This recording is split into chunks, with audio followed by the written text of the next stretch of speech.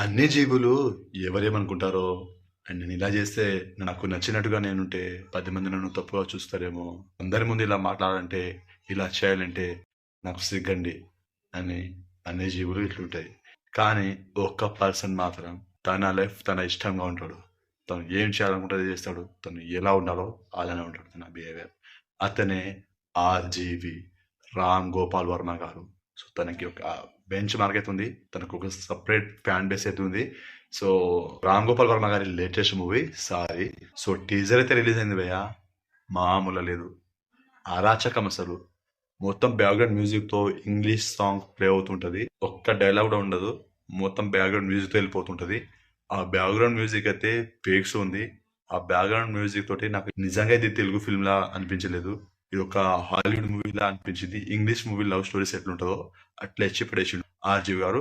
So మొత్తం ఇది ఒక లవ్ స్టోరీగా కనిపిస్తుంది మనకు. ఫుల్ రొమాంటిక్ డ్రామాగా అయితే ఉంది. సో రొమాన్స్ అయితే మనకు తెలుసు కదా, ఆర్జీవి గారు ఇప్పుడు తీసిన సినిమాలని ఈ జనరల్ తీస్తారు. టీజర్ తోటి సినిమా పైన ఒక హైప్ అయితే క్రియేట్ అయింది.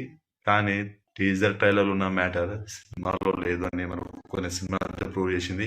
సో ఈ సినిమా ఎట్లా ఉంటుందో తెలియదు. టీజర్ మాత్రం అరాచకం అసలు.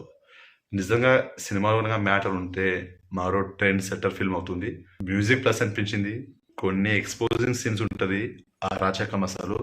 అండ్ టీజర్ ఎండ్ అయ్యే కొద్ది సెకండ్స్ ముందు హీరో అండ్ వాళ్ళ బాడీ పైన బ్లడ్ అయితే ఉంటుంది. సో అది ఎలా వచ్చింది ఆ బ్లడ్, మరి ఏం చేస్తే వచ్చిందో అది తెలియదు. సినిమా చూస్తే తెలుస్తుంది. డిఫరెంట్ లవ్ స్టోరీ ఉండబోతుందని కూడా తెలుస్తుంది టీజర్ లో.